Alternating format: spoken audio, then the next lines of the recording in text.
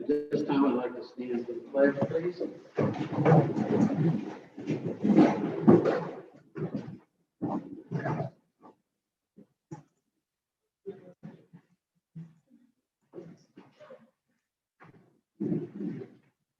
Allegiance to the flag of the United States of America and to the republic for which it stands, one nation, under God, indivisible, with liberty and justice for all.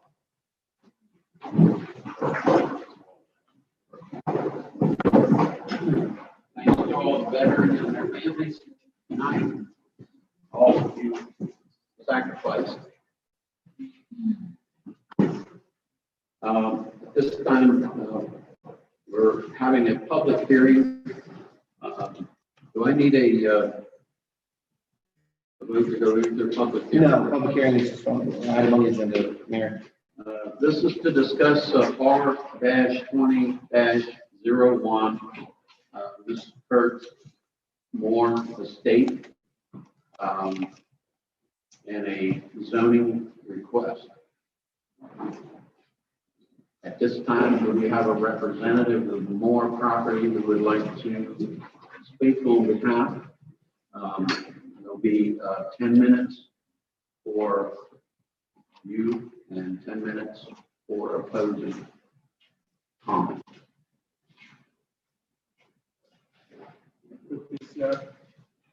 Talk a little bit with the.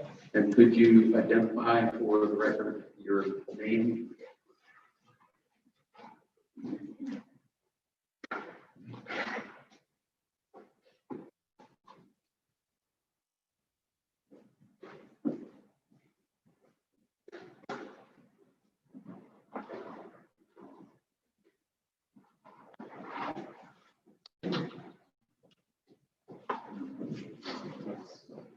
Does that block the video? We're good.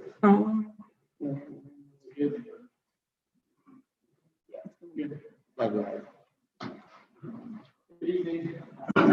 State reporter, I'm happy to applicant. My address is 98 North Broad Street over in Wyoming.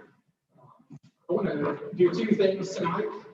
One is talk about just in general why the application for rezoning from SR1 to UR should be done. It's what hopefully everybody may have seen the staff recommendation. It's very in-depth, thorough. We don't have time in 10 minutes to go through all those details, but the overall recommendation is that this property should be rezoned to UR. I'm going to hit a few things for why that should be. And then I also want to talk about a few of the conditions that the recommendation staff report is to approve with conditions after the applicant meeting with from the city. We would resolve a lot of the potential issues with some of these conditions. I think we narrowed it down to two areas that are in dispute or conflict, and just sort of address those concerns and why the applicant's not willing to just simply agree to those conditions in the approval. We're talking about a tract of land that's just down the street from here. First of all, this piece of land, the future land use map that the city council approved very recently, designated that this is a piece that in the future will be for urban residential, for UR. And you only get to do this one time. I know that it's a long-term, the future land use plan is a long-term, long outlook. But when we're talking about rezoning property for the building of the subdivision, it's not like, well, if we no homes on it as SR1 now. In the future, you can swap to something else. It's sort of a one-stop thing. So I think that in looking at this piece of property in the city, this city council itself said this is the piece that would be a good piece for urban residential development. And the particular development we've done here, proposed here, that they're asking you to approve at the next meeting, it's not as dense. The original application was just under 200 lots. This is down to 174. But even at the just under 200 lots, is not as dense as urban residential can even be. One of the reasons that this piece fits really well for urban residential is it's got several streams on it. The topography is a little bit difficult to build on in the bottom part down here. And so what it allows us to do here is that we can get these houses in while also preserving large open spaces. We're not disturbing the stream area. And so there is a slightly higher density than you would have in SR1. There aren't homes packed in every single spot because of the topography. And so what we're left with here in this particular design is 174 lots. A few things that I'll point out that we've agreed to with the city on conditions that I think are real significant. In this most recent design that we're going forward with, there's one entrance. At one time, it was two different subdivisions. This is one subdivision with one main entrance. It's adding an A-cell, B-cell lane, turn lane into the subdivision. You can access the whole subdivision from that one entrance. We've also, and we require city approval because it goes on to city land, but we've connected at the request of the city, proposing to connect over to Jefferson Street. There was talk about connecting to Wise Street to get out of Jefferson Street. Reason that, for a couple of reasons, we think that it makes more sense to go this route to connect directly over to Jefferson versus Wise Court. One is this is a narrow street that people park on the actual street on, and there's a residential sort of housing area there, and you just can't get a high volume of cars that will be coming in and out here down Wise Court. We're going to have to get city approval to do either one of those routes because, in fact, the Wise Court is going to require the housing authority approval because this is a housing authority property. And as you know, by having this Jefferson Street, this allows access to the neighborhood that comes out of the traffic signal. We also do have access down to Park Street. This is a gated, the gate with the gravel drive would be accessible for emergency vehicles. There'd be a paved walkway that would allow residents of the subdivision to access Park Street, which then takes you to the park. We did not make this a just general entrance or exit. From what our understanding is, Park Street has a gate here that at sunset closes. And so what you end up having is it would sort of eliminate either people can still get into the park after night, or there'd have to be some way to open and shut that gate at dusk, and it just wouldn't make a lot of sense. And so allows access to that park for residents here in the community.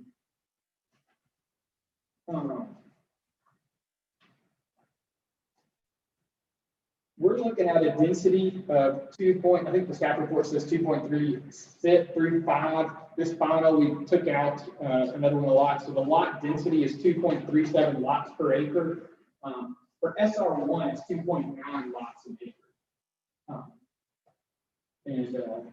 It can be up to 2.9 for you are. So it's fewer lots per acre than it could be. And so I think it's significant that it is not as packed in as it possibly could be.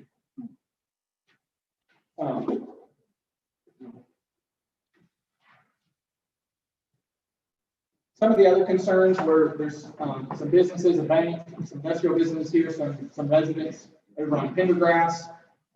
We've got a 25-foot natural buffer for this whole site, really surrounding the whole subdivision, but in particular, going to have that to both give privacy for the residents that live here. They'll have that natural buffer that sort of protects them from these different businesses, but also if you're there or you're the residents there on Pendergrass, you've got a buffer to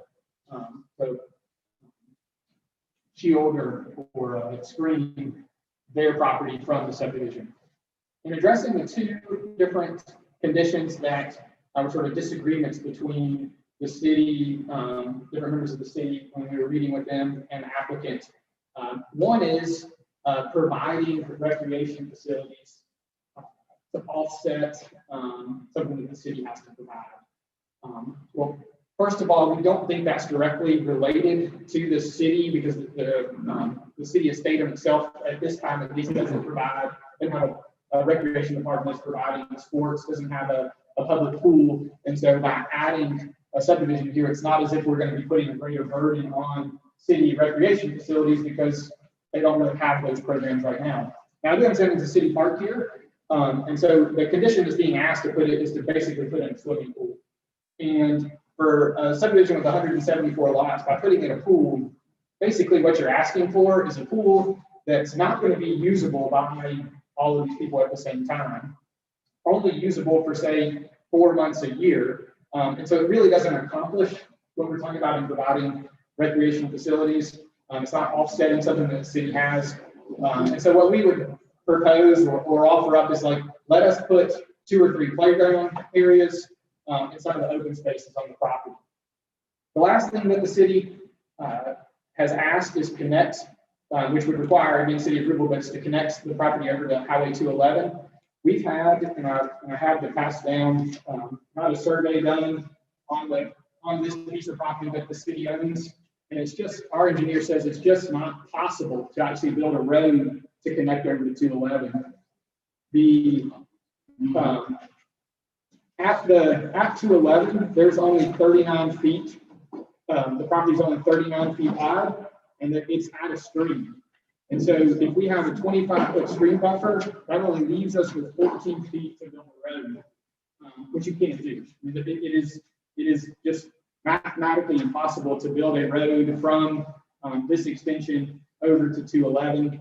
If you also look, and I know it's hard to see from the distance, but the topography here, right at this creek, is very steep. It drops off, it's like a gully.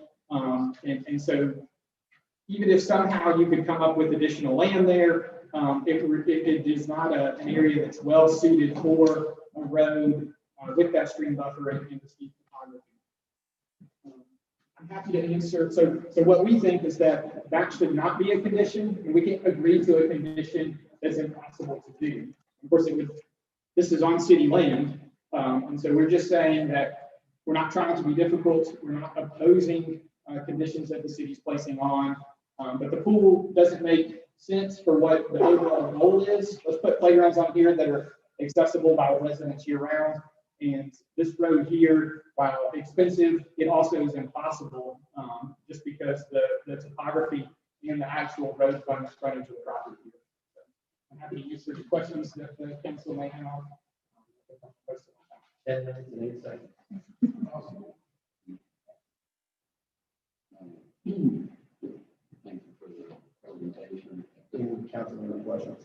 You got anyone?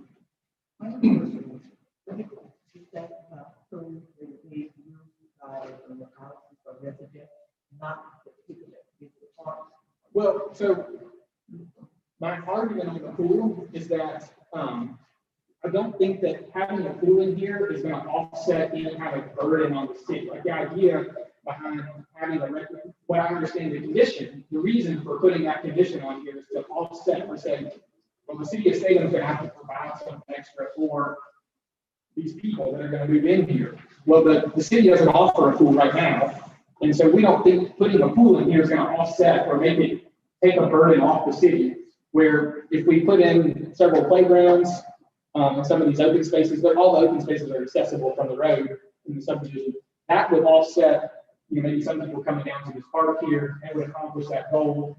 And so it's really just a disagreement over whether we put a small swimming pool in or put playgrounds in. I have an issue, if I may. My biggest concern about the subdivision is the density. I think it presents well. I think it looks good on a map. And it's even kind of appealing to have 200 new homes, 200 new citizens, that much tax base. That's 2% of our population almost. in one subdivision. The red flag or the alarm that I have is the traffic. The traffic nightmare that's going to ensue by adding 400 homes so close to Jefferson. Jefferson and Railroad and Atlanta Highway is already a mess. So I don't see, I actually see where not having this approved yet gives us time to rethink what we approved. So the number of homes there and that level of density poses, I mean, you've got a home on 7,000 square feet. That's 6 homes on 1 acre. And I don't think that's good. It's 2.37 lots per acre, and the minimum lot size is 7,500 square feet. But that number is based on what? The total acreage and number of lots. Mm-hmm. Correct. So to take the total, it's the total acreage divided by, there's 100 and, originally it was 190 something lots, it's 174 lots now. And so it's not divided by the total acreage. And there's just under 30 acres of open space. Other questions? I have 5 questions. What am I looking at here? So, okay, that's a blow up of this. This is a piece of property that the city of Salem owns. It connects to 211 and goes over, it's part of the property that we would already need the city to approve to connect to Jefferson Street to work with us on.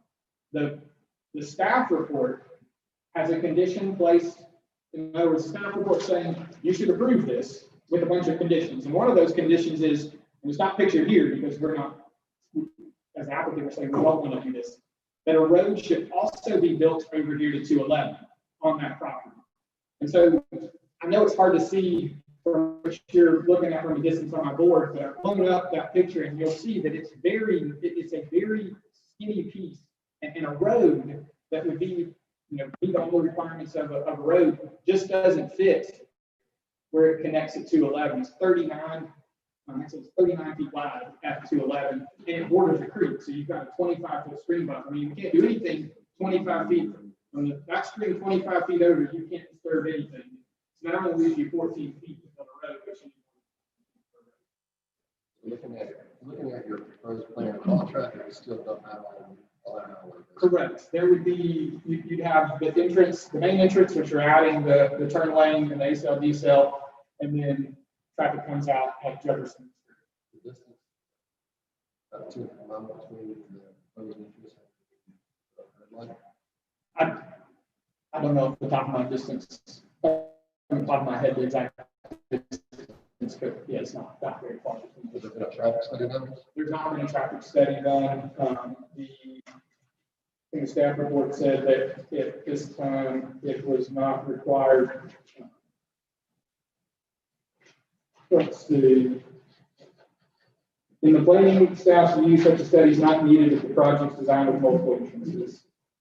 So, Who says it's not required? that's your staff report. Correct. So you're not going to take about the staff report or the recommendation. I'm referring to the city of Salem planning and zoning staff report or zoning administrator's staff report. And it has all there's a lot of conditions, and I even in 10 minutes I couldn't go through all of them. But we don't disagree with those stuff. I don't think we need a traffic study. Are there other questions? Do we have any kind of proposed impact on school services? I mean, we're talking 174 homes. I would have to assume that that's going to have a major impact on our schools around here. My understanding is already busting that seams. So do we have any idea what that would do to? We get an average of like 2.5 children per home as an average. I believe that your staff report does address the school. Sorry, which one it does.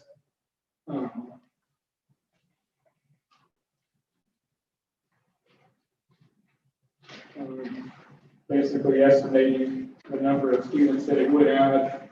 And basically the counters, I mean, anytime you go to do subdivision, you're adding new students to any school system. No matter where you are, that's the idea, is you're bringing in new people, you're attracting new families, and so you're going to increase the number of children there. By having the tax base, which is what funds the schools, is going to be greatly increased by having 174 homes in here. And so, yes, they're going to need, there's going to be additional students in the school, and at the same time, the school system could have the ability to add additional teachers or additional classrooms by being able to collect property taxes on additional 174 homes. And granted, this right here, it's going to be, this is not an overnight development. So we're not talking about, from city council approval to 174 homes, it being an overnight. This is a significant long-term project that takes a lot of time to get done. And so it's not where, okay, school system's overwhelmed. Next school year, there's now 100 extra kids. It is a slower process. Time frame that the developer is thinking if something like this were approved? Are we talking 2 years to develop, 3 years to develop? I mean, is there any thought to that process? I think the idea is to get started on the development very soon. In terms of when the first house will be up, I'd have to get back to you on that. I'm just curious if they're thinking of everything in a dream world, everything went the way I want it to go.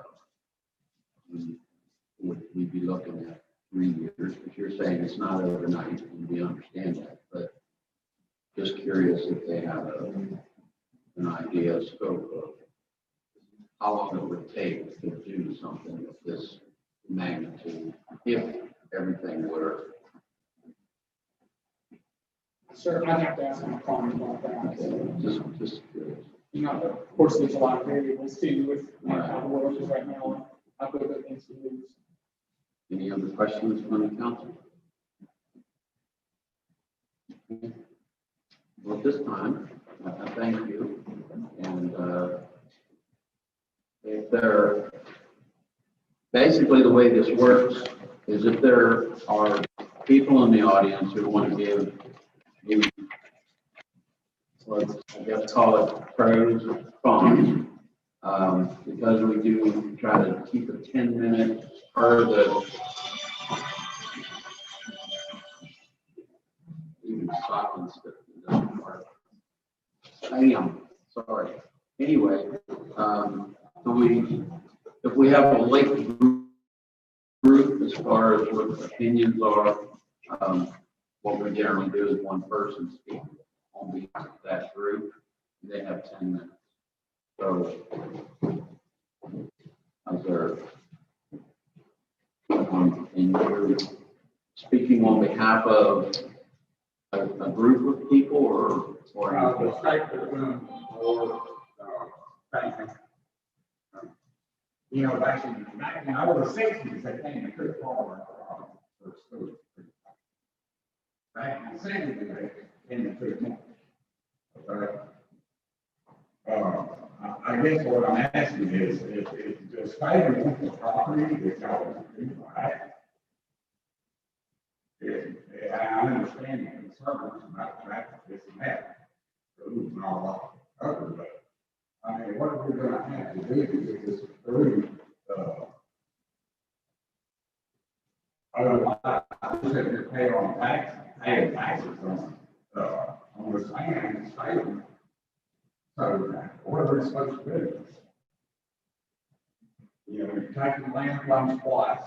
Darryl Hampton and Robert came in and built industrial park over there. It came in and silted the creeks in and our pond in.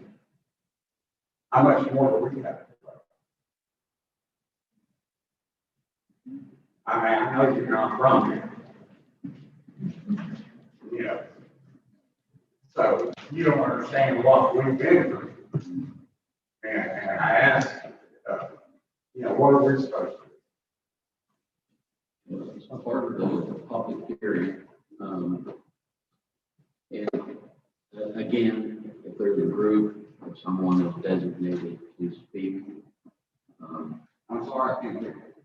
I said if there is a group that wants to speak on the other side of this issue, generally they will get, 10 minutes and then What other side? The opposition, opposition. which. That's a public hearing. Yes. What was just spoken about, the opposition of that, Again. against it, yes, sir. Yes, sir. If you would, I probably need to come up here where it's a little easier for everyone. And like to state your name and address, please.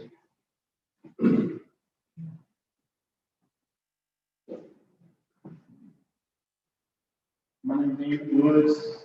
I'm a 43-year resident of the state. My main concern with all of this is, has anybody given any thought to possibly putting lesser homes, nicer homes, on a little bit bigger lot size, and that way the people that are seeking this money for their property or anything can still receive money and not be damaged by anybody else or circumvented any other way. Why can't we entertain the thought of building a nicer home? You can speak in a minute. No. We have, Yeah, when I'm done, you can speak. so anybody. So I know they brought up a couple of issues. I couldn't hear very good in the back, so just bear with me if you haven't heard them. Since you're the representative, I'd like to address them to you. One main school system, I did hear a little bit about that. That's going to affect us dramatically. We're already in trailers at the school system. So I did a study. The average Barrow County household has 2.5 members. So at best, you're adding 150, or at worst, you're adding 150 cars. That's going to dump out on the road. And I really think that traffic study is necessary because it takes an ample amount of time to get out. And you're right. There's no way you can do it on 211 because I know that piece of property that actually borders mine. So I do have a vested interest in this. I'm not gonna lie about it.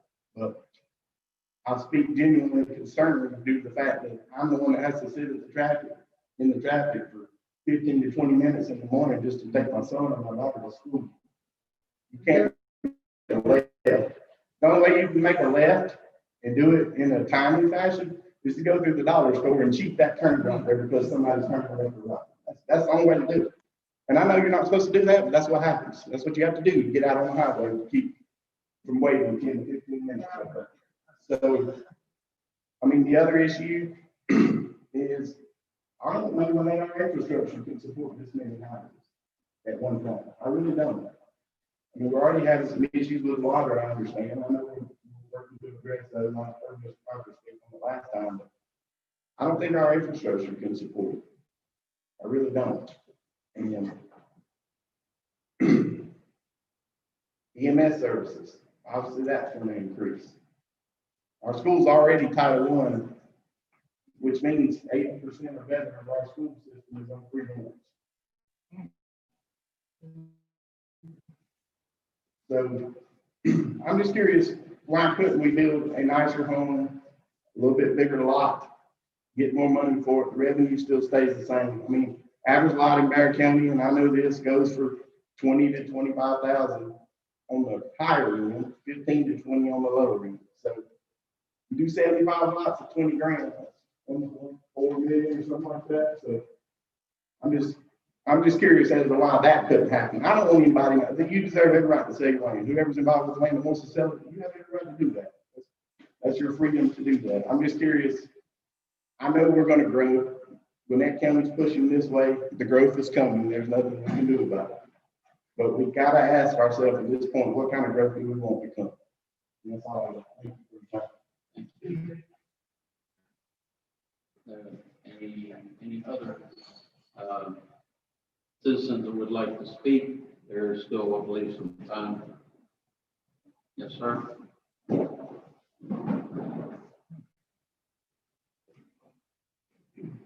Good evening, my name is Adrian.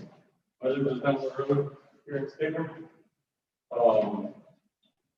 I've been following the conversation that are happening online and just seeing what the people are bringing here to you tonight. And living here, I do understand the pain of the traffic. I noticed it tonight. It was quite a long line caused by the light. That was from the light way past the Dollar General. And so I do understand the pain of the growth pains of this town. But I've also lived here for 20 years and that's almost zero growth in that 20 years. And for a place to not really grow in 20 years, it only goes back. So for some of us that really put money into our homes to make them better and nicer, the value of our homes only go up when we have new development growth.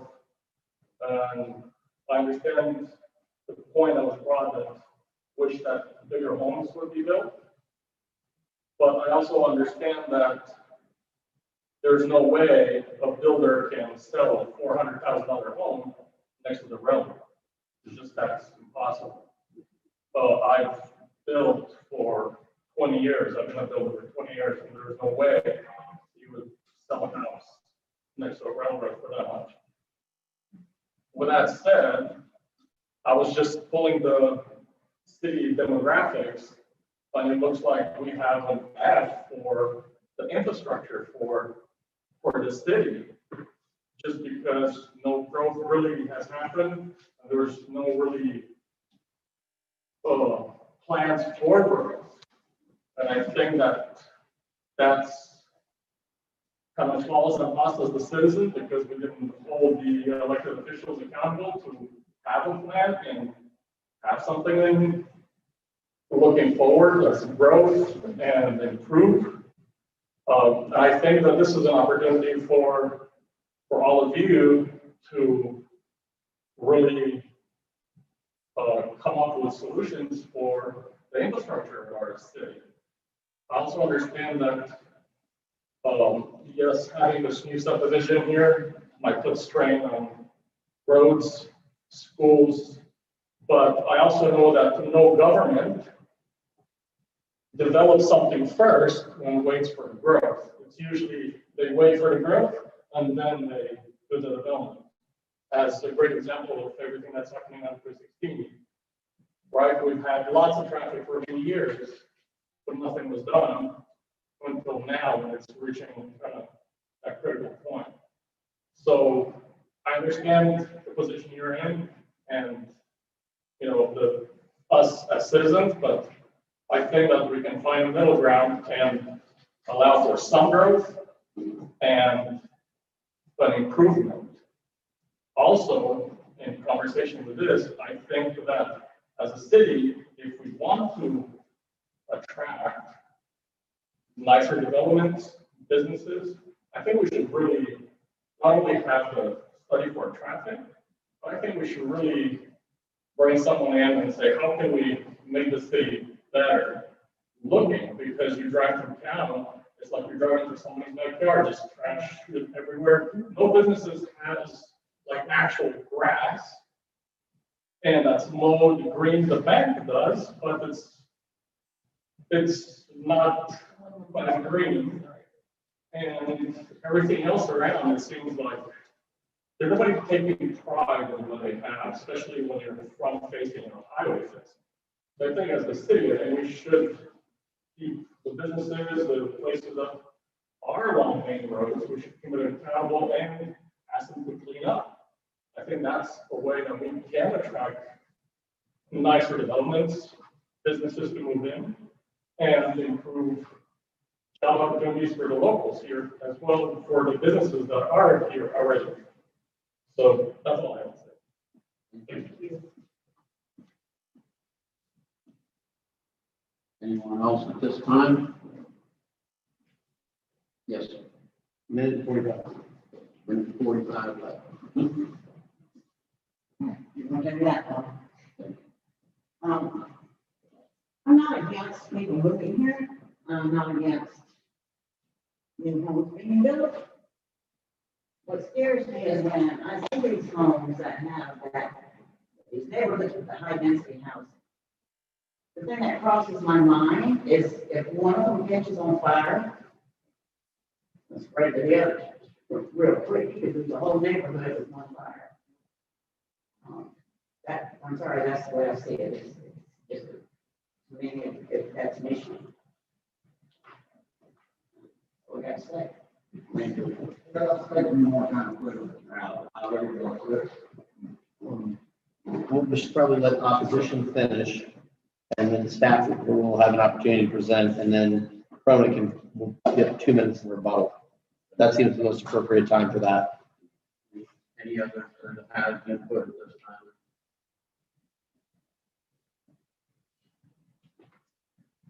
There's no other input. Then Or rebuttal. the city planner, Oh, sorry. You can see his input too. yeah, his input, and then the council can ask questions of the staff. Thank you, Council. I'm Jerry Weiss. I'm a consulting city planner. I wrote the staff report on this. I also wrote the land use plan for the city and the Unified Development Code. I don't want to take too long here, but I want to point out a few things that I think are important. Let me address first the traffic study issue that we've talked about. There is a code requirement for a traffic study. Why don't we have one? Well, we let the application proceed without turning one in. That you can blame that one on me. What I suggested in there is that we don't have one. If you want one, the council can direct the applicant to provide one. I don't know if you get to the point where you think you're going to deny this, it might be a kind of a waste of time and money to do a traffic study. But if you seriously want to consider what those outcomes might be, then you could always ask for and require a traffic study under the code. I would point out that there's a lot of information in the staff report about traffic, and generally what we do know is that in the peak period, like in the morning or afternoon, each house will generate one trip. Or in total, each house will generate about 10 trips every day, meaning that for 175 homes, this development will generate about 1,750 home trips to and from a day. We know that by trip generation, that's what a traffic study would tell you. Traffic study would go on further to say, well, what intersections are impacted and so forth. And, you know, to make a long story short, I'm not a traffic engineer, but I am a transportation planner. And basically what we've been trying to do all along with this development was to find a way of dispersing that traffic so that it didn't all come out on Atlanta Highway.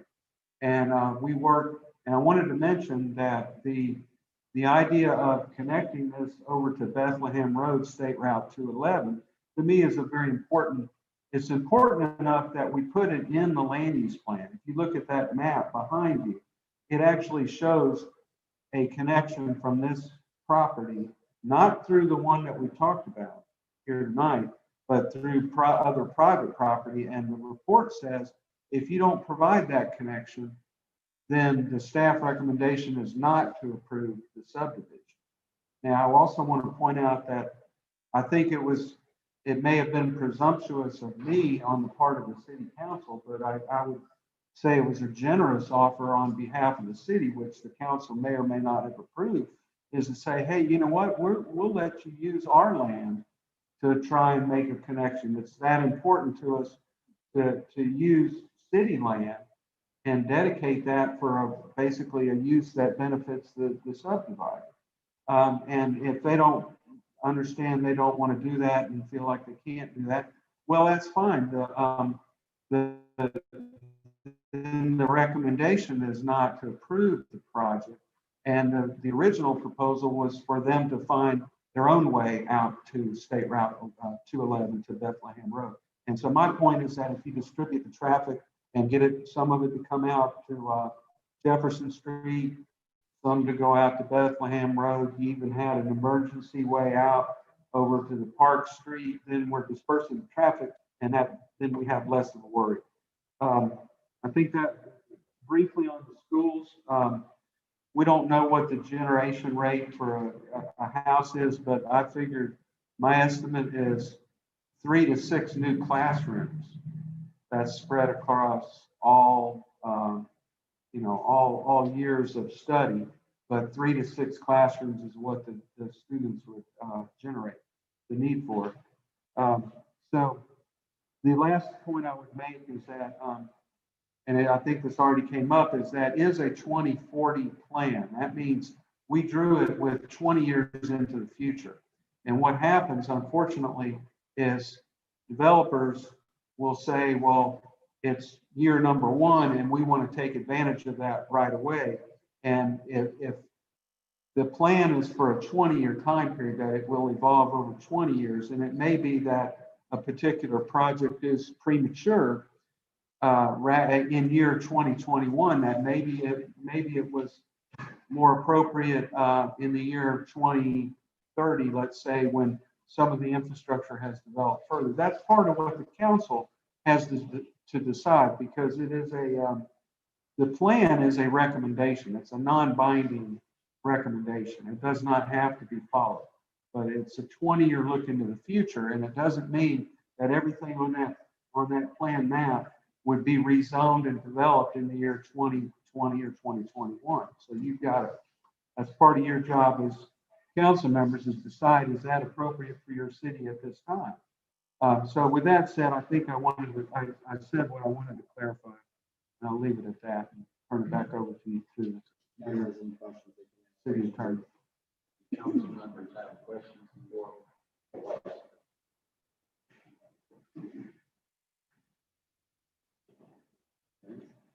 And I think the proponent is entitled to a 2-minute rebuttal under our rules. I want to quickly address a couple of things. One is about the 20-year plan on the future land use map. I understand that it's year 1, but I don't think it's right to tell these property owners that they have to either wait 10 or 20 years before they can sell their land to develop. If it's going to be developed, they ought to be able to do that now. That's not right to say that your property will not have value for another 10, 15, or 20 years. And so, this city council has approved a future land use plan that says this is supposed to be, or we ideally like this to be urban residential. In terms of the density, how many houses are going in, I know it's a big number, it's a big piece of property. It's a matter of scale. But I think that why this piece was chosen for urban residential, and I'm not sure it was clear before, is that we can't put, it's SR1 now. In SR1, you can have 2.9 houses an acre. What we have in ours is 2.35. It's a less density. It's a less dense. But the problem is the property is not a flat pasture land. And so in SR1, you have to have big lots. And so if this was flat land, we could put more homes on this piece of property in SR1 than what we're putting in here. But because a lot of it's unbuildable in urban residential, you get to count your open space for your density. And so it's the houses there are smaller lots, but it's the density when we consider the whole piece of property is actually fewer homes than if this was just a flat piece of property. So that's why I think that I'm sort of guessing why this piece was designated as urban residential is the unique topography of this piece of property located right by the city. I encourage all the city council to spend, it's 22 pages of staff report. It's a lot. I mean, this is an hour, 2 hour kind of thing to go through. I encourage you to spend significant time going through this because all the conditions in there we're agreeable to, and it addresses a lot of the concerns that were raised in here. And we don't have time in a 10 or 12 minute period to go through each one of those. But I encourage you between now and a couple weeks from now to really go through that. I think that will ease a lot of it. Thank you.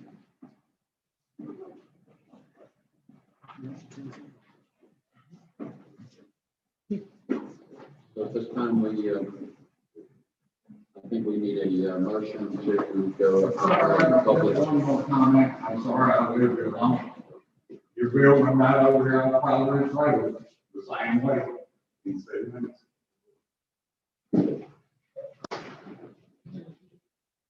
Mayor, under the rules, we need a motion to close the public hearing. Motion to close public hearing. I'll make a motion to close the public hearing. Do I have a second? All those in favor? Unanimous.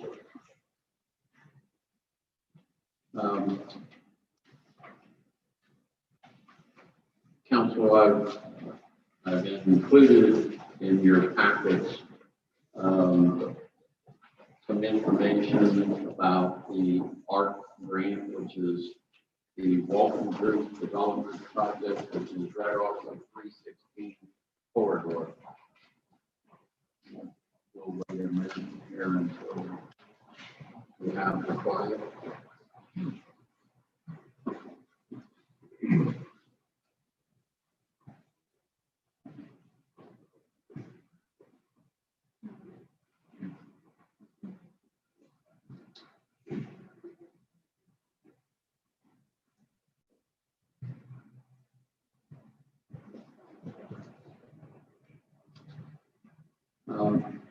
I don't want to put you on the spot, but I think you've done probably as much research on this as anyone, Councilman Venable.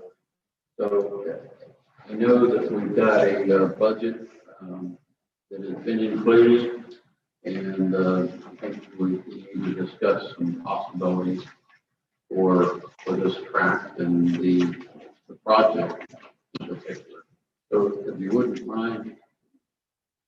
Mayor, so it's my understanding that there is an ARC grant that would be awarded to the city of Stadel from a project started somewhere around 2012.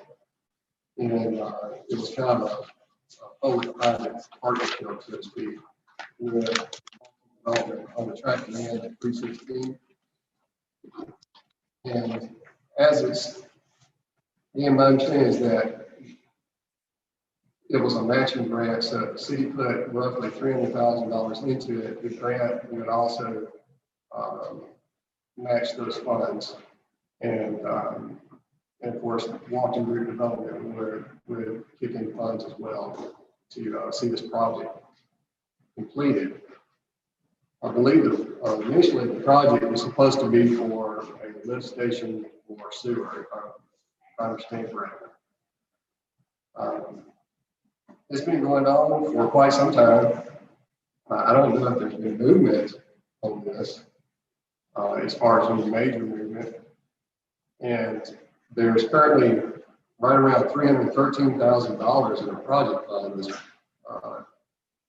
in our account balance report for the bank that's been designated for this particular project. And we are currently trying to find solutions to aging water supply. And in my opinion, a water supply that has failed in certain areas and is not sustainable. I would just like to discuss and see if maybe this money could be used to go toward a well development or something else, serve everybody in the city. And get some ideas on that.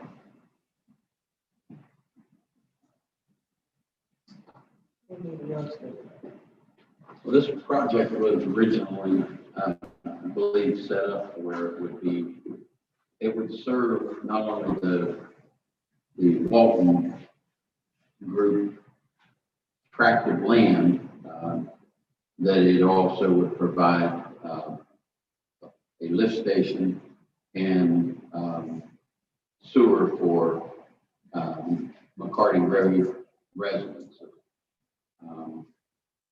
But as you stated, this started in 2012, and there have been some studies done and some things that have occurred. But for the most part, this is just pretty much left stand for 8 years.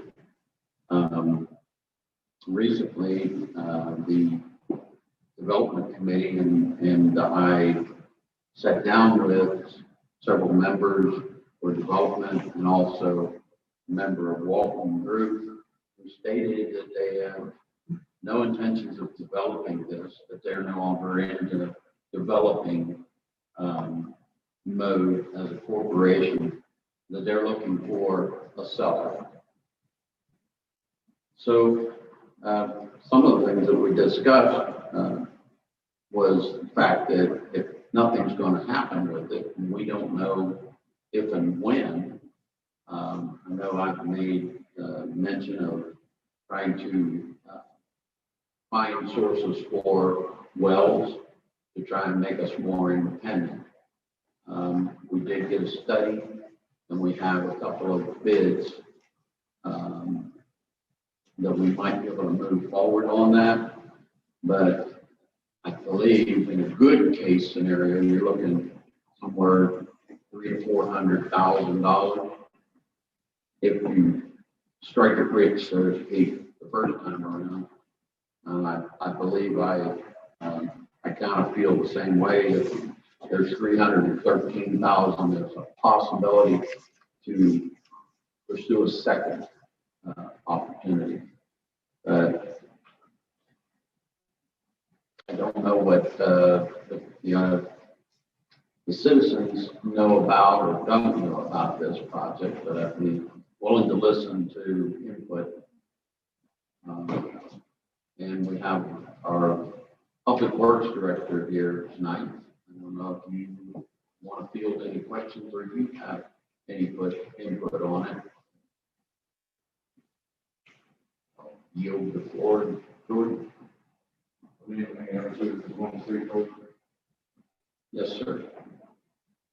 I knew from the beginning that the company that was going to develop that's all they had planned to do was to take it, do a little work on it, and increase the value of it, and then sell it. They never had any intention to actually build anything on it, so. I agree with you on that. The study I did on the companies was the same thing. So I think it was a surprise, and that's what ended up being. Anyone else? Jordan, do you have input that might be pertinent? I think the council is going to change the use of that money. At this time, I would like to stop everyone.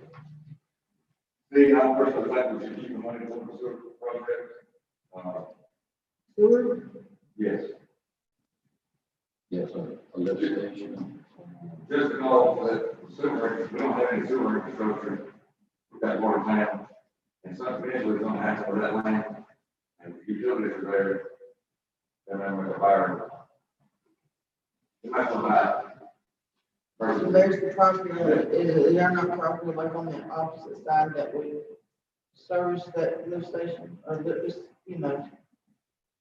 It would be actually, It would already service some people would put in, if one, right? There's, if you put in a lift station there's already people that it would help. yeah. That's what I'm, there's like, there's already on some on opposite, that part of that land that would, it would. It was a small amount of people at the time, but it would do everything. Yeah, that's what I meant. I'm not opposed to using the money for well, exploration, and things like that, or installation. I was glad to see we could find money for water areas somewhere else to keep that, or we already have that facility there, and it's costing, I believe it's gonna cost us less to keep going through this, but not having any infrastructure there, and us really having to go back in with the ability to provide full service. Yes. A question, do we know what the capacity, where would be the max, the capacity for our current sewer? And what's the capacity for our water supply now? Like if any growth happens, what how much more water can we buy, or that's being given to us by, you said Winder, I believe, last time? And is that a limit on our city by how much we can use from them? Versus the sewer where the capacity is. So I think if we know the answer to that, I think the council can have a better idea of which one to decide in that line of funds. If the city benefits from having their independent water, and be able to supply ample water to the city and under new growth, and there's still room, capacity for the current sewer system, then I think that they should go with that. We put in a lot of money in that with water.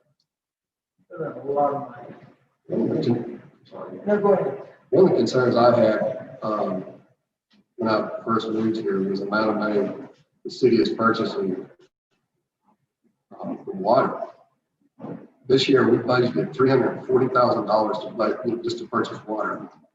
The year-to-date report I have in front of me, which goes through 11/30, we're just shy of $130,000 spent.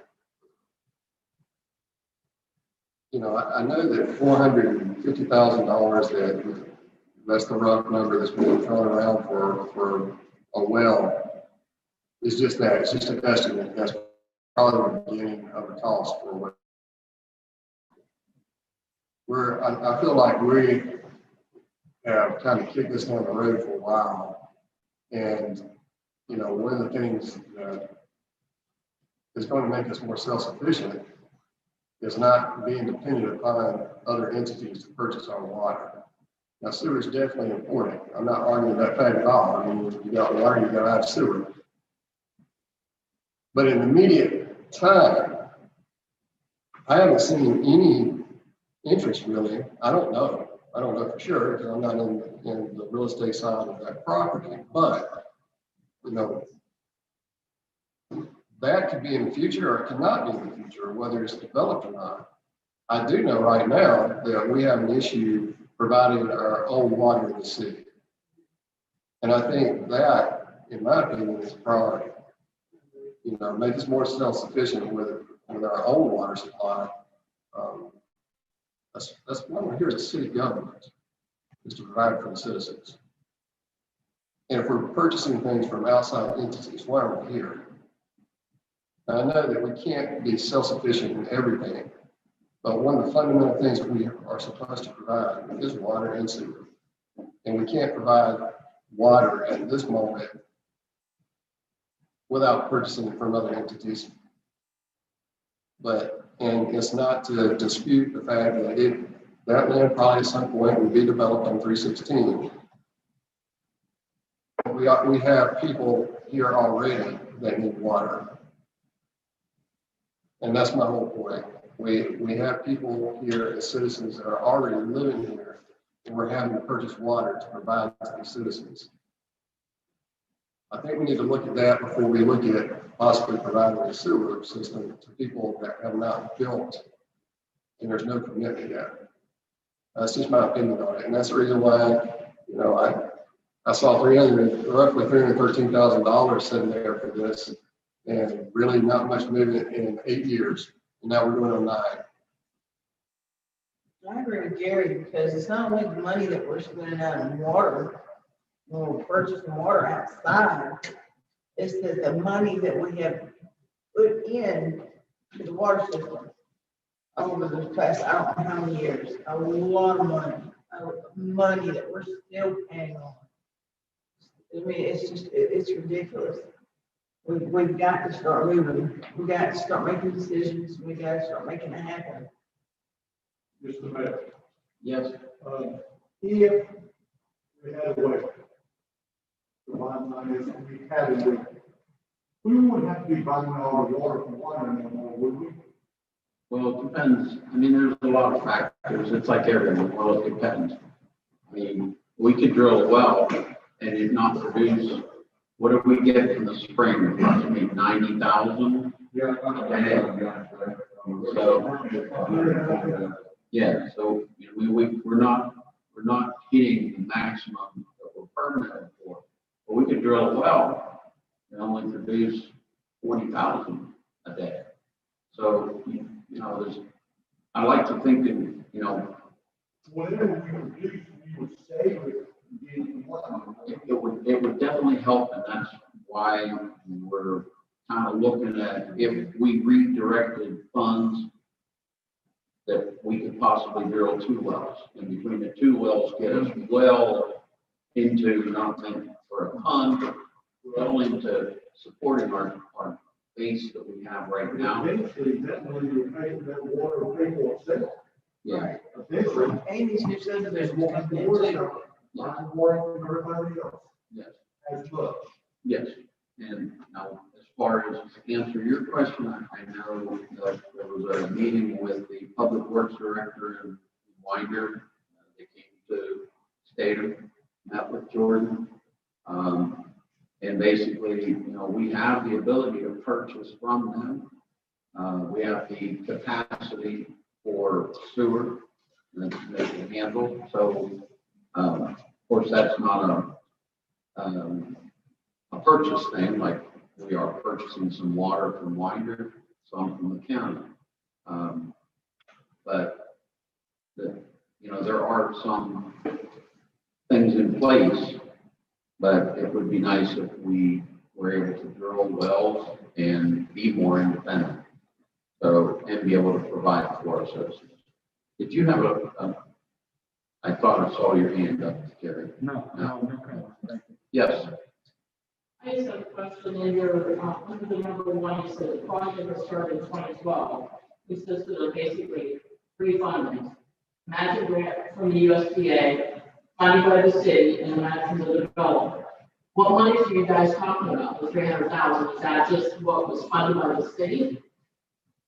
That's what's in the project fund right now. Okay. That is So where is available. the grant money from USDA? If we- And is the city gonna have an issue if they pull their monies back? Where's the USDA money? Mayor, can I answer that question? I was actually asked to investigate that exact question by Councilman Venables. So the way the funding works is it's overall a $1.2 million project. The city's contribution was $313,000, something like that. We'll round to $300,000. $300,000. The USDA would then match that city contribution for $600,000, and then the other half of the project would come from the developer. So that's how the monies were divided. I reviewed the contract, I reviewed the agreements. If the city made the decision that it no longer wanted to pursue the sewer project at issue, we could reallocate that money for any approved purpose by the city council without any kind of liability to the developer or to the USDA.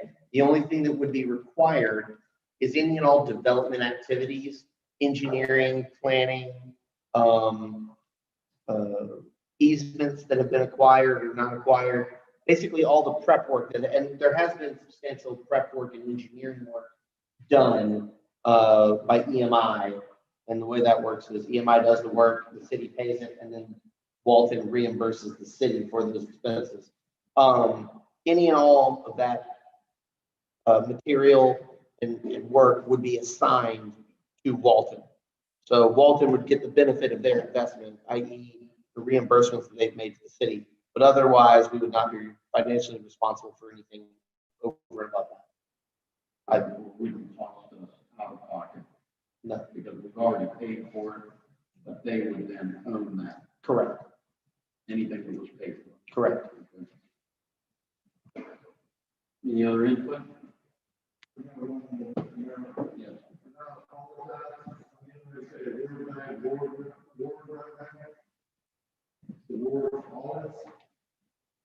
Once all that's been done, can we not be getting a bunch of grant money once they're completed, 18 and 19? Right now, the last word I got from the auditors, and to answer your question, in the long run, yes. So we're waiting on 18 and 19. The auditor, Before we can get anybody. right, well, we would have, by the time we would get those done, my understanding is we would definitely have to have 2020, well on its way.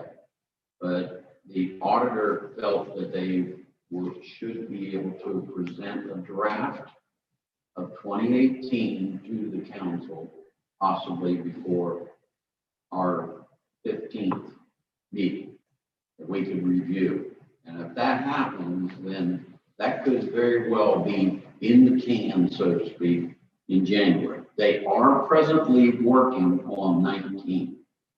So put that in perspective.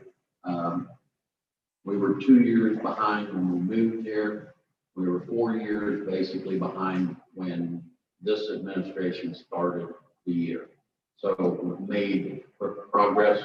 15's done, 16's done, 17 is done, accepted.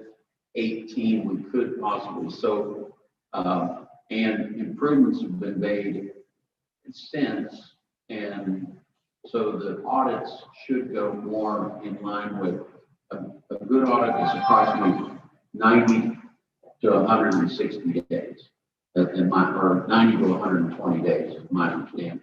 If everything is all in order, then feasibly, they could do an audit in 3 months. So, and since things have been improved since this administration took office, you know, we could possibly be done with the audits by, you know, fiscal 2022 starting, or shortly thereafter. So it is exciting, and at that point, then yes, the city could apply for grants to help with exploration. We could apply for grants to help improve some of our older sewer lines. So there's a lot of possibilities. So hopefully that answers the question. So we're close on 18 and 19. 18. They are working on 19, which, I think we need to talk about this one thing.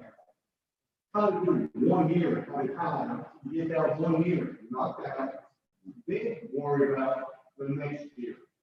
Not trying to get 2 or 3 years done at one time. That's just.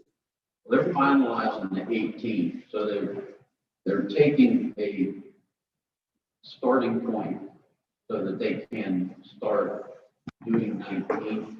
They're pulling records, they're pulling samples, which the staff at City Hall is helping. They tell them what they want, so they take samples so they have a good idea. So they are finishing up 18, but what they're doing with 19 is, you know, they're not starting and your ending balance is X and your state starting to, they're pulling samples from different aspects for the payroll, water bills, sewer, different things of that nature. So, and that's, as I understand it, standard procedure. Any other input or questions? Okay. Anything? We're good? You know, I have one quick question. Okay. You know, the water we're buying from Winder goes through state from the reservoir. Am I correct? Where does Winder's water originate from? From the whole thing, all the way to the original. Okay. Their county comes from Red Creek. I think it's other towns, and then they keep going all towards Okay. So if we were getting it from Winder, then the answer is no. If we were getting through the county, which is a lot less dependent, am I correct? We're a lot less dependent on county water. Well, I was going to ask another question. Where is the closest county water line from the reservoir to us? There's kind of a lot of go around the side of that, but what we're doing first of all, from the quality and crap radio. Underground transmission. Okay. None of that 6 range lines that go around the city go, you know, close around one, and none of those in the county we pull water in. My point is, if we've got $300,000 and we've got a source of water at the reservoir encircling the city, there's a source of water right there, and can we use those funds to enter into an IGA or an intergovernmental agreement between the county and the city of Statham and start looking into getting our water that way? Would that even be a possibility? We have an idea. Well, we have an agreement, but our agreement is that we do not have to purchase a million gallons a day from the county to our regular. 15,000, 60,000, 7,000. Okay, so how feasible would it be for us to up the ante, purchase a minimum from the county? And look at the cost of how much it would cost us to get water from the county versus drilling a new well, doing the maintenance. I mean, we have the infrastructure for the water right here. Is that feasible? I don't know where you're going with this. I don't know what most people do that. I don't know what very much like. Right. I don't know what the minimum might be or the The county charges the city more than Winder. Yes. Almost double if I remember the fee. That's what we had. Yeah, about 80% more to get it out of the county. That's what I mean. So if they negotiate with the county, I mean, and all we become is a reseller. So, and people are gonna say, well, why don't I just have them run line in my house? Cut out the middleman. I mean, it sounds ridiculous, but it is. But if we could buy the water cheaper from the county, I don't know if it's not.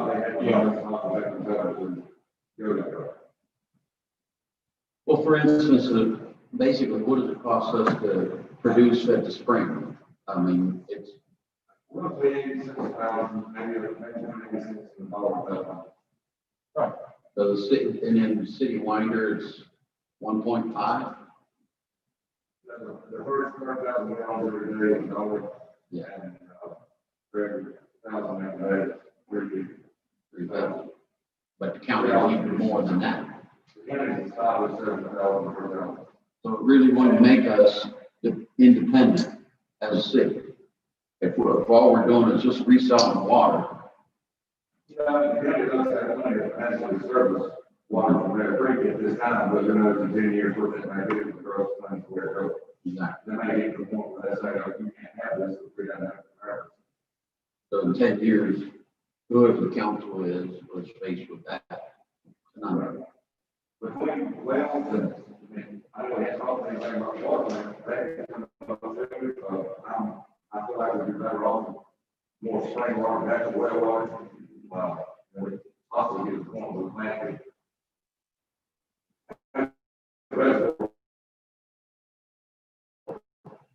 Took care of not so much the plant itself, but source water, and it could be a power source. It's easier to treat. Less expensive and easier to treat than ground runoff, like the 54-acre pond. Yes. Okay. But any other? Well, I kind of reiterate what you were saying there. If we're looking at going to an agreement with the county or another city for water, and we're looking at that as a long-term solution for providing water, we might as well, in my opinion, just turn it all over, you know, and not worry about our water lines and being a reseller. To me, you know, what would be the point to our citizens if we're just going to long-term pay for water and then jack it up, you know, just because they live in the city. I mean, the goal is to try to be self-sufficient so that we're not turning around and buying water and then having to increase the prices to fix, you know, our pipes and the meters and everything else that goes along with that. That's just the way I feel about it. You need, if we were supplying our own water, we're basically not acting as a middleman, but we're agreeing to purchase from another entity, increase the price so we can maintain our pipes. If we're gonna look at that as a long-term solution, then in my opinion, maybe we'll turn, the whole infrastructure over to River Supply and Water Yeah. and let them take care of it. You're going to be able to let them know that we're going to do everything. What is that?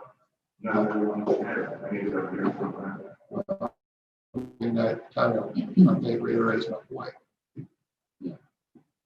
So people provided, and we just stepped out of the picture, then that other municipality says, we need that for us, and as you stated, 20 years, and there's been little development. Well, turn over your water system, sewer system to another entity, then they literally control whether or not this city's able to grow. Let me clarify what I was saying. I'm not advocating turning over our water system at all. I was trying to drive home the point of if we're just acting as a reseller long term, there's no reason for us to have to maintain anything at that point. Because all we're doing is just acting as a middleman, increasing prices. Well, I mean, that's all we're gonna be able to do. That's all we've been able to do for the last year anyway. That's why we gotta change it. I know, I agree with changing. I agree with developing our own water system. I agree with finding a well. I agree with becoming independent. I was just trying to think a little bit, of another option I hadn't thought about before, because water is going to end up being the number one resource in 20 years. Water. Well, I'm just saying, if we think about it now, we'll be able to serve our citizens better in the future. But one of the things to consider is that our county taxes have already paid for the county's water lines to go right by us.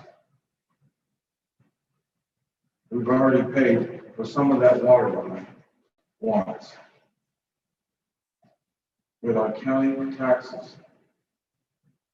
That's where that money went, was to the water line that, and that Bear Creek and all of that. So in essence, we paid for some of it already. We need to stop and look at our own options. So that was the reason to bring it up, something that everyone on the council think about.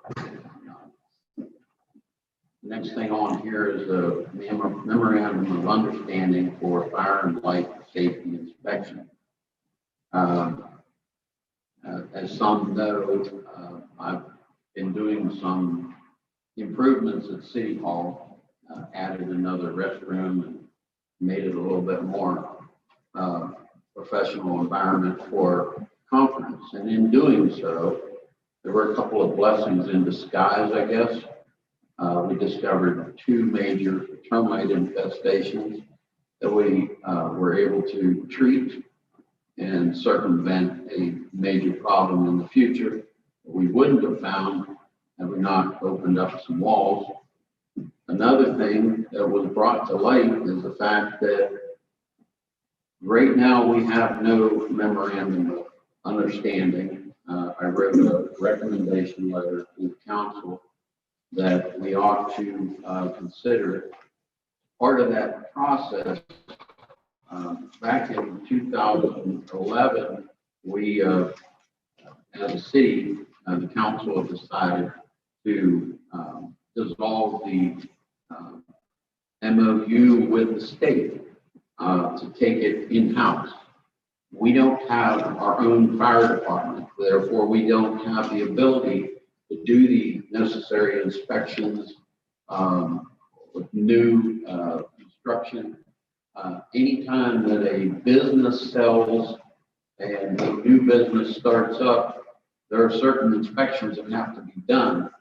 Barrow County has been doing that kind of on a courtesy basis so that there is some semblance of order and the protection of the city and the citizens.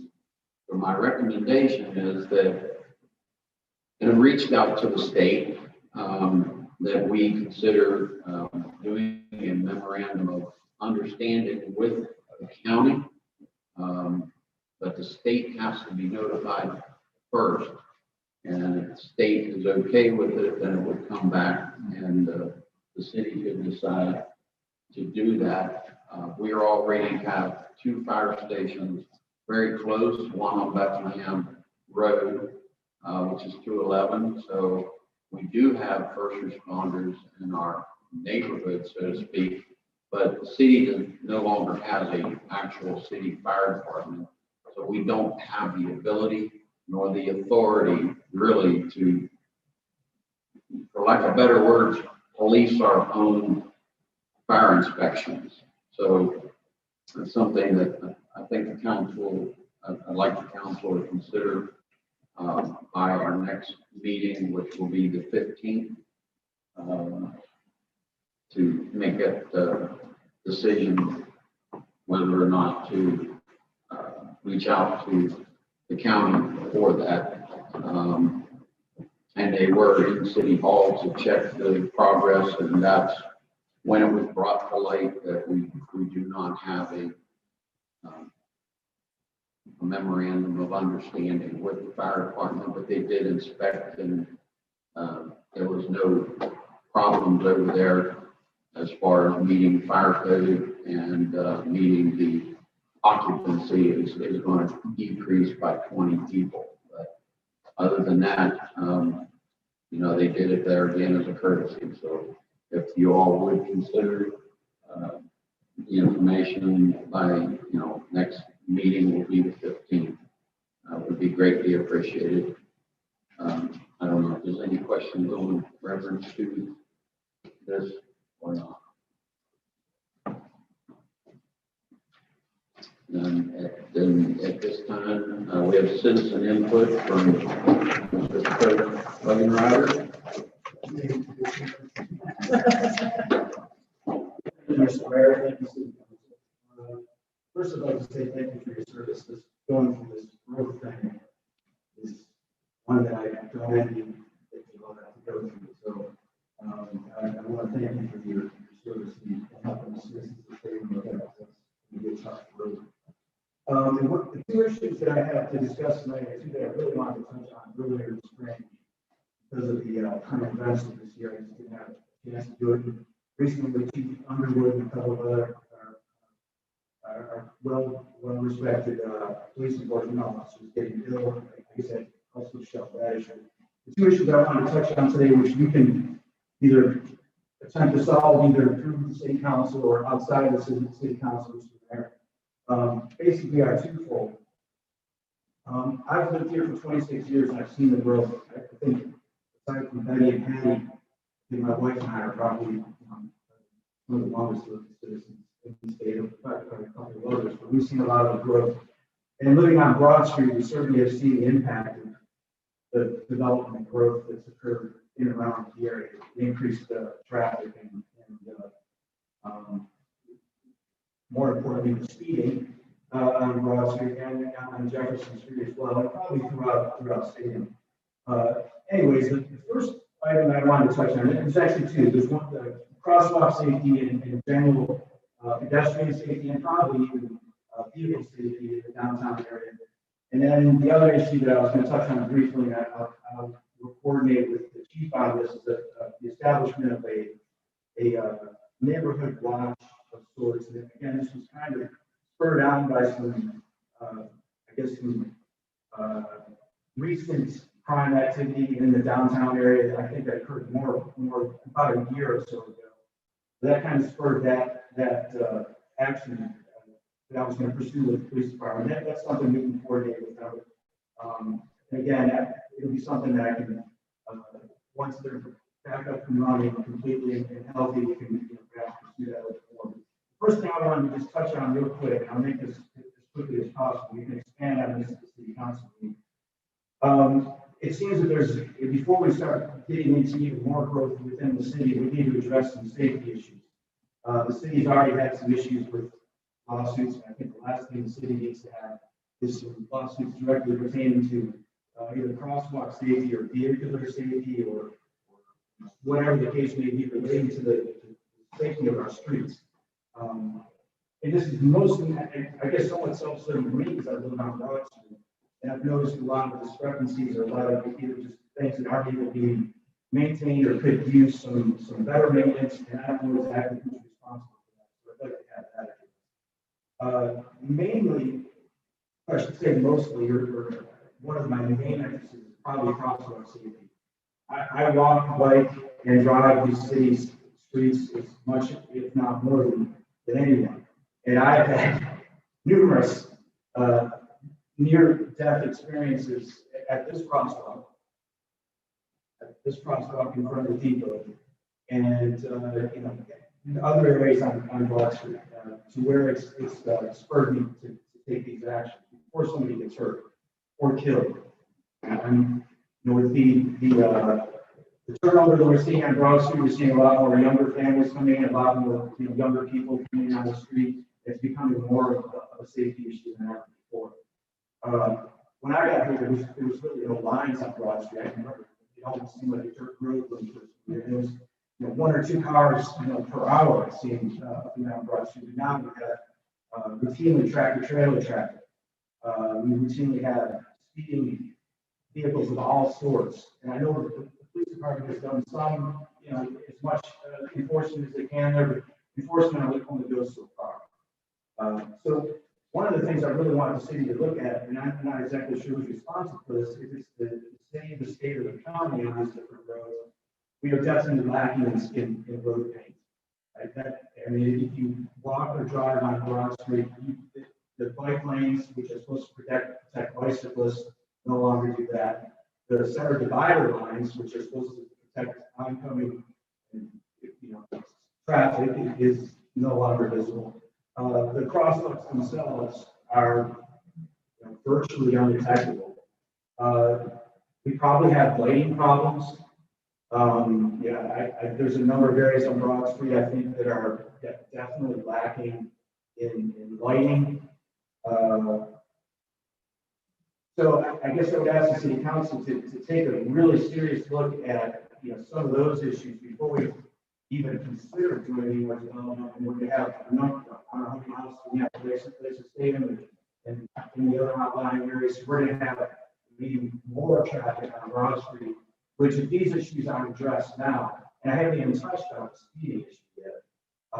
We're going to have potential litigation. We're going to have some accidents, or somebody get killed or injured on Broad Street, or even on Jefferson, or wherever. We've already had, I believe it was 2 years ago, we had somebody get killed on Jefferson Street. And that may or may not have been because of inadequate or non-existent pedestrian safety. I don't know what the circumstances were there. I think the city definitely needs to take a look at the street infrastructure, particularly Broad Street and Jefferson Street, probably secondarily the Atlanta Highway. Obviously, we're all concerned about the traffic on the Atlanta Highway. So before we go forward with any more development in the city, we really, really need to take a really serious look at that. And in conjunction with this, again, this is somewhat self-serving, speeding on Broad Street. Before anything is done on Broad Street, let's been talking about cameras. I'm more a proponent of reducing the speed limit on Broad Street. I would urge the city before any action is done with this public forum of some sort, at least with the people on Broad Street, the people you on Broad Street, the people who are, we routinely have people that park across the street from us in school that walk and bike on Broad Street. We probably need to have some really intensive citizen input before the city enacts anything. So I would urge the city to please consider that. Whether that be, include speed bumps, warning flashing signs that warn you to speed, whatever that may be, again, I urge that we consider all options before we just run with one and see if that works. I really would like to see, like I said, a public forum that would address that issue. And I honestly think that needs to be done.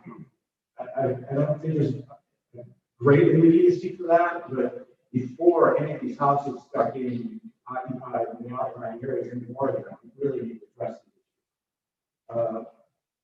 So again, anyways, I would like to expand on that at the next city council meeting, get some answers to, number one, who is responsible for Broad Street?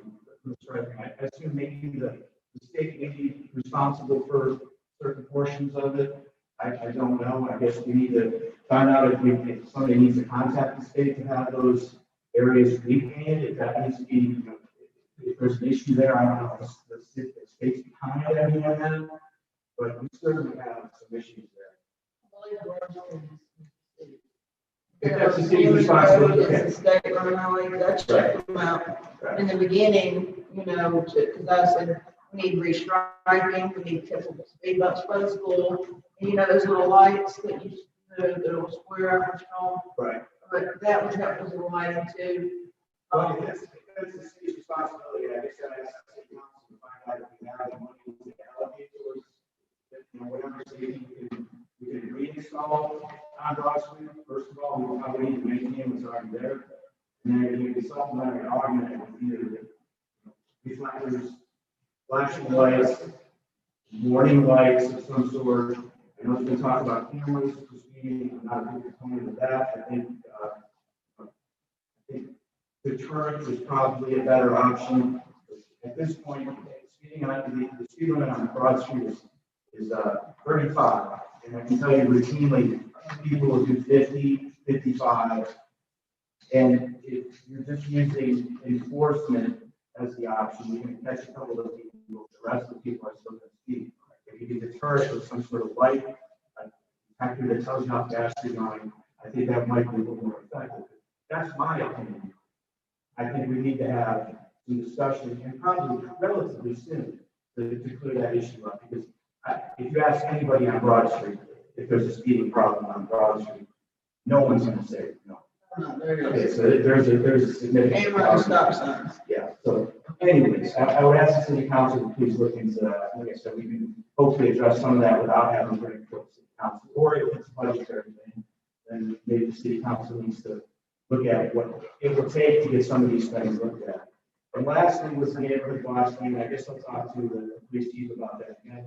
I asked him, Captain Davis is here tonight. I guess what I would ask is at the city council meeting, and I think the chief was amending to this, that we would have an update of sorts from the police department on a routine basis. I guess the routine would be at the city council meetings, let the citizens know where or if we're having problems with certain crimes.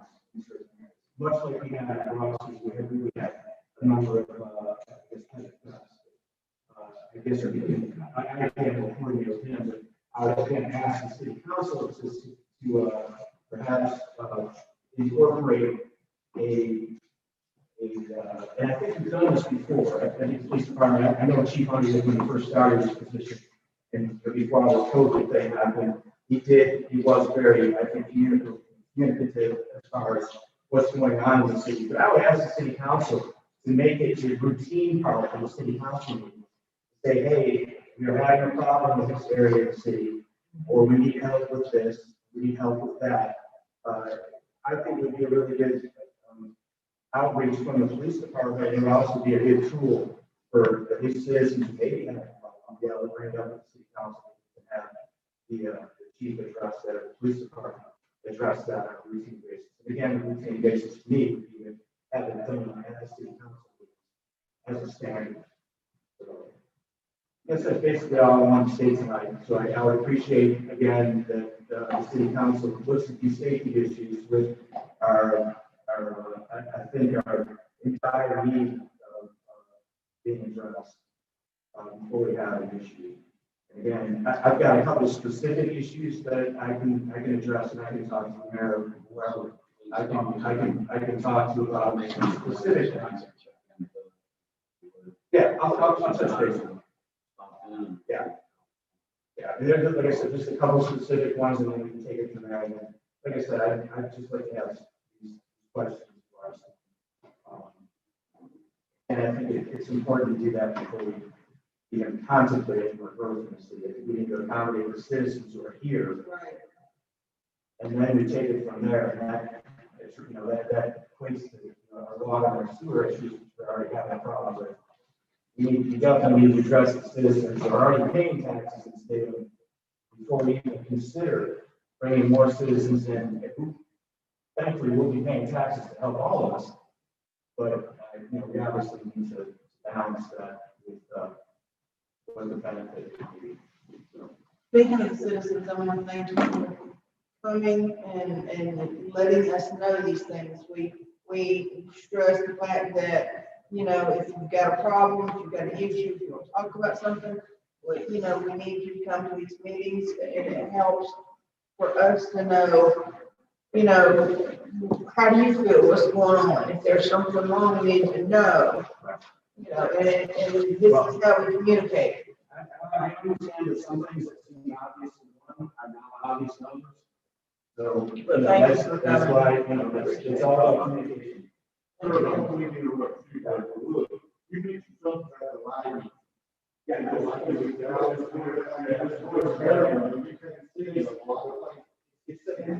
different safety issues that need to be addressed. Maybe it has a problem, or maybe we need to address it. It's the concept. Cities can fix or we need to obviously have more communication.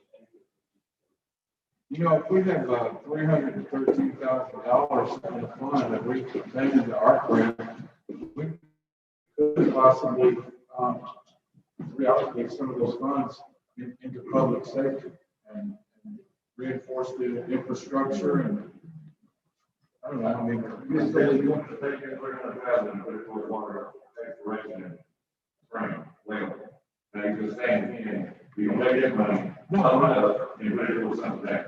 I said it was an option. But now, that's not saying I'm going to sewer money where it was at this time. And we call these other things, and not. Let me just jump in one second, because we have lost 2006 revenue. It's my understanding that was for infrastructure. There's $45,725 to sitting there. It hasn't been touched this year. So I believe that money could probably be used to address some of these issues that were brought up, with crosswalks and trying to do that sort of thing. So, I checked into it, you can do the flashing crosswalks and, you know, someone suggested. You get one person that wants speed bumps on Broad Street and 10 that say, not on my street. You know, you get one person on Dooleytown that says, the speeders are just ridiculous, somebody's gonna die out here. And you have 2 cruisers out there, rate 10 tickets in one day, and 20 people on Broad Street said, police are never here.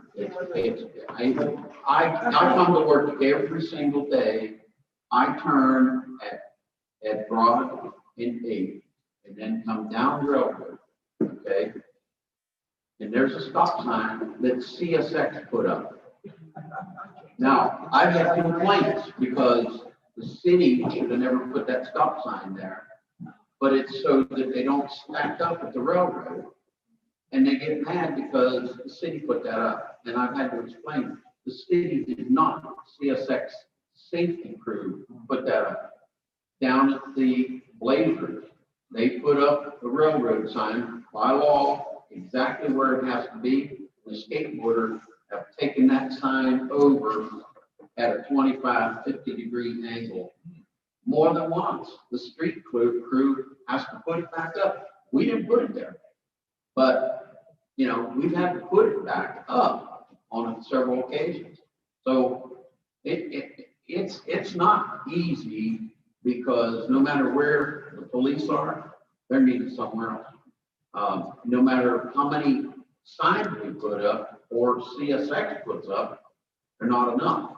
But we do have funds, as you have mentioned, and I will look into it. I've made several notes. I will check what is available in the budget.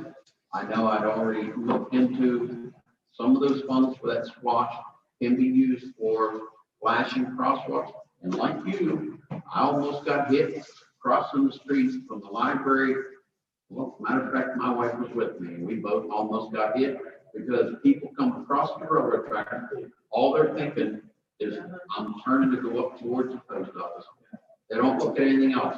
Coming the other way, they make a turn and they're only looking, is somebody coming across the railroad tracks, not who might be in the crosswalk. So it definitely is something I agree 100%. But it's how much can you do and how much will people really pay attention to it. So part of it may be education. I think Kurt's right there. We need to worry about this main area where it's more congested, more people can get hurt. Broad Street, the striping, the crosswalks up here in Jefferson. The suggestion is first to maintain what we have. Right. So, and then take it from there. I mean, we need to repaint the lines. We should start with what we have. Much like a lot of things, we need to maintain what we have. And I know we're addressing a lot of the other maintenance issues we have within the city, but we need to maintain what we have, and then we can take it from there. I made suggestions for supplements that need to be discussed and, generally considered, and then, we can take it from there. But I would suggest maintaining what we have first.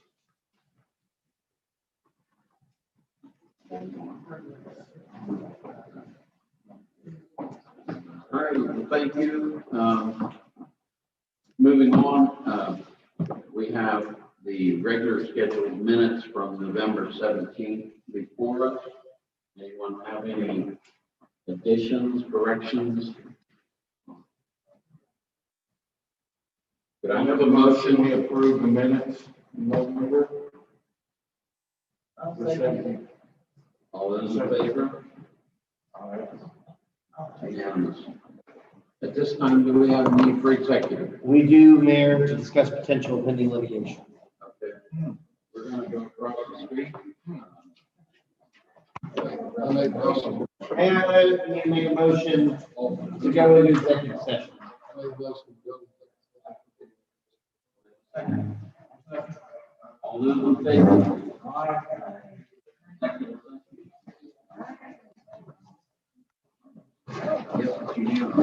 Go home, or you gotta stay? No, I'm gonna stay for. Oh, okay. I asked Jerry to say the same.